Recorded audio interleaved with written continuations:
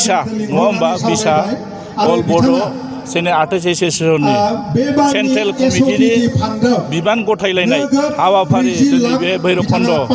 जायगायाव जादों आरो बेहाय बिथांमोना दिनै आंखौ हांख्रायदों बेबायदि दिनै आं सौफैदों सौफैनानै गासै दिनै जा बिबानगिरिफोरखौ लोगो मोनदों खोब मोजां मोनसे हाबाफारि आरो जों बयबो मिथिगौ बड' सेने आर्टिस्ट एस'सिएशन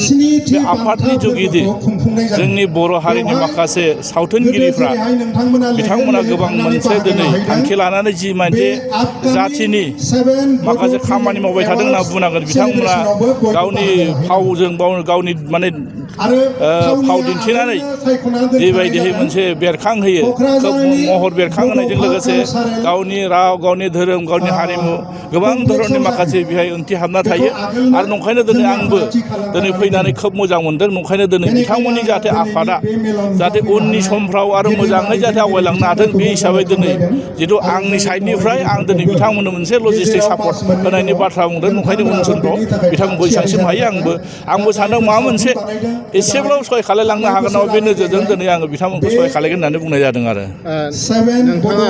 बिटिसिनि सासे मावफुं सोद्रोमा हिसाबै नैबे बर' फिल्म ससाइटिखौ जौगानायनि बेलायाव नैबे सानजा बाहागोआव माबा मोनसे बिथांमोननो गायसनना बा जेनेबा पार्कनि बेबस्था खालामना होनो बेयो दिनैनि थारिखआव आङो बिथांमोनखौ लोगो हमगोन सावरायगोन मानोना दिनै नैबे बड' सेने आर्टिस्ट एस'सिएशन जोंहा बे उदालगुरियावबो डिस्ट्रिक्ट कमिटि दंना डिस्ट्रिक्ट कमिटि थानाय हिसाबै बिथांमोनजोंबो सावरायगोन जे बिथांमोना मा एजेन्डा लानानै बा मा हाबाफारि लानानै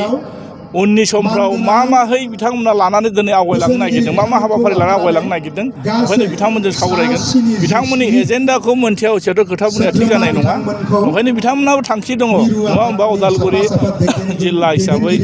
बा बिथांमोना दैदेनगिरि हिसाबै गावबा गाव मोनसे थांखि थायो आरो बे थांखिखौ जाफुंहोनो थाखाय गोबां धरननि माखासे सापर्ट नांगौ जायो बेबायदि हिसाबै दिनै जोंहा बिटिसि गभर्नमेन्ट दिनै सालायबाय थादों बेबायदि हिसाबै जों मा सहाय खालामनो हायो उननि समफ्राव नायगोन आरो बिथांमोननि मोनसे दाबि सिनेमा हल लुना होनाय दासिमबो जों उदालगुरियाव बिदि जोङो मोजां सिनेमा हल लुनो